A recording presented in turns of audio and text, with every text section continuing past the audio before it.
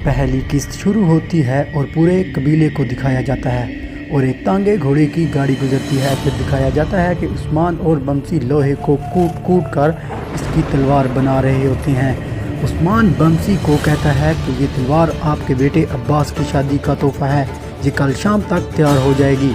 बमसी उस्मान को इसकी और अब्बास की दोस्ती की दाद देता है।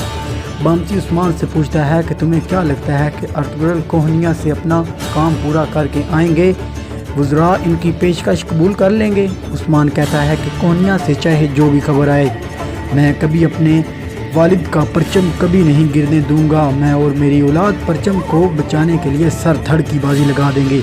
बमसी उस्मान की बातों से खुश होता है और इसे गले लगा लेता है।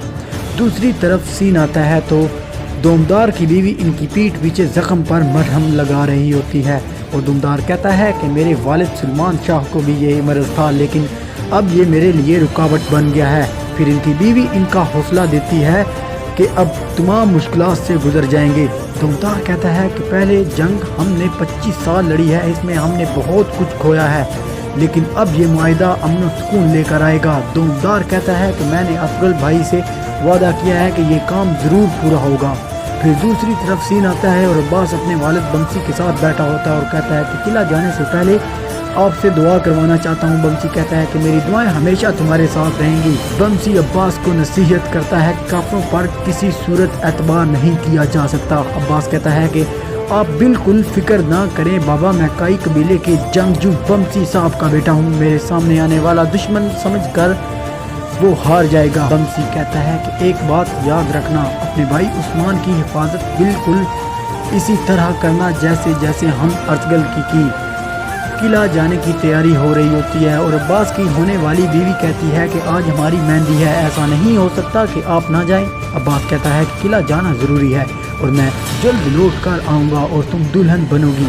काफिला कबीले से तैयार होकर किला जा पहुंचता है। किला में वो लोग ये मशवरा कर रहे होते हैं कि जैसा मुआहिदा हम चाहते हैं बिल्कुल ऐसा ही होगा। फिर बाहर से काई कबीले की आमद की खबर मिलती है और काई कबीले का इस्तकबाल किया जाता है। किला में इस वक्त एक शख्स मशकूक दिखाया जाता है। किला में एक नाटक हो रहा होता है और सब लोग इसे देखने में मसरूफ़ होते हैं, लेकिन उस्मान सूरत हाल को भांप लेता है। जैसे ही दुश्मन वार करता है तो उस्मान जवाबी वार करके बच जाता है। किला में भाग दौड़ सी मच जाती है। उस्मान हमला आवर शख्स को पकड़ लेता है और इससे पूछता है कि तुमने ये किसके हुक्म पर किया, लेकिन इस दौरान एक और आदमी इसे तीर से मार देता है। उस्मान इसके पीछे भागता है लेकिन वो इसे पकड़ने में नाकाम हो जाता है। इधर किले का बादशाह दोमदार से माफ़ी मांगता है कि जो कुछ हुआ गलत हुआ। दोमदार कहता है कि हम तब तक माफ़ नहीं करेंगे जब तक हमला करने वाले का पता नहीं चल जाता। किले का बादशाह कहता है कि अगर कुछ भी एतमाद मुझ पर बाकी है तो मुझे आपकी सारी शराइत मंजूर हैं। कारानूस कहता है कि एक बार ठीक से सोच लें कि ये मुआहिदा करना ठीक होगा। बादशाह कहता है कि ये काम आज ही होगा ताकि काई कबीले वालों को हमारी दोस्ती पर कोई शक ना रहे। मुआहिदा हो जाता है और हमला आवरों को पकड़ने का काम उस्मान अपने जिम्मे ले लेता है। दूसरी तरफ बादशाह की बेगम हमला आवरों से मिलती है और इन्हें मार देती है ताकि इसके लिए खतरा ना बने और अपने खास आदमी को उस्मान की तअक्कुब में भेज देती है। उस्मान बोरान से कहता है कि तुम यहीं रुकना और अब्बास को कहता है कि तुम मेरे साथ आओ और जंगल में जा रहे होते हैं कि इनके तअक्कुब में आए हुए लोग इन पर हमला कर देते हैं। इस हमला के दौरान अब्बास अपने घोड़े से गिर जाता है और जख्मी हो जाता है। दूसरी तरफ एक घोड़ा भागते हुए आता है कि आदमी कीचड़ में लथपथ पड़ा होता है। कुछ देर बाद इसके पास से दो घोड़ा सवार लड़कियां गुजरती हैं और घोड़ा शोर डालता है तो इन लड़कियों को समझ आ जाती है कि मदद की ज़रूरत है। जब वो पास जाती हैं तो देखती हैं कि एक आदमी कीचड़ में लथपथ पड़ा होता है। वो साफ करती हैं। जब उस्मान को कुछ होश आता है तो वो जल्दी में होती हैं और चली जाती। थोड़ी देर बाद उस्मान को पूरा होश आता है तो इर्द गिर्द से अब्बास को तलाश करने लग जाता है। फिर एक जगह उस्मान को अब्बास जख्मी हालत में मिलता है। दूसरी तरफ अब्बास का वालिद अपने बेटे अब्बास की शादी के लिए बकरा ज़बह करने में मसरूफ़ होता है। ऊपर से उस्मान अब्बास को कमर से बांध कर घोड़े पर सवार कबीले में आ पहुँचता है। सब देख कर रोने लग जाते हैं। उस्मान गोद में अब्बास को लिए बैठा होता है और अब्बास कलमा पढ़कर दम तोड़ देता है। उसके होने वाली बीवी उस्मान को इस सब का जिम्मेदार ठहराती है, लेकिन बमसी अपने आप को काबू में रख कर बड़ी मुश्किल से कहता है बस बस बहुत हो गया।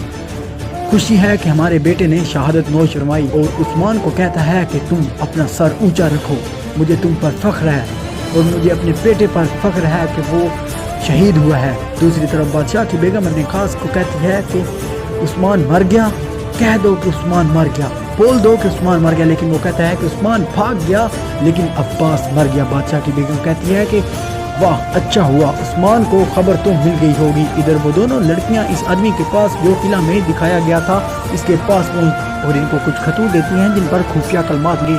दूसरी तरफ बादशाह की बेगम बादशाह को कहती है कि हम यकीनन दुश्मनों को पकड़ लेंगे। फिर खाई कबीला दिखाया जाता है और उस्मान के चचा उस्मान को खूब डांट रहे होते हैं कि इसने अब्बास को मरवा दिया। उस्मान कहता है कि मुझे जो सही लगा मैंने वो किया और ये मेरा ज़ाती मसला बन गया है और ये कहकर चला जाता है। इधर अब्बास के होने वाली बीवी का रो रो कर बुरा हाल हो रहा होता है, दूसरी तरफ बमसी का रो रो के बुरा हाल हो रहा होता है। दूसरी तरफ उस्मान अपने सिपाहियों को इकट्ठा करता है और इनको कहता है कि तैयार हो जाओ, इंतकाम का वक्त आ चुका है। अब हम किला में जाएंगे और अब्बास की मौत का बदला लेंगे।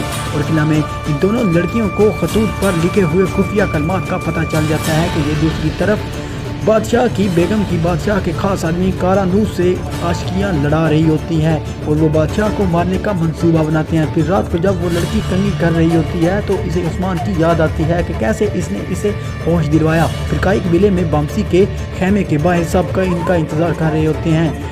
देर तक बमसी बाहर नहीं आता तो उस्मान अंदर चला। बमसी हौसला देता है, कहता है कि शहीद की बू से जन्नत की बू आती है और जहां पहली किस्त ख़त्म हो जाती है दूसरी किस्त कल शाम 7 बजे सिर्फ देखो सुनो जानों पर होगी।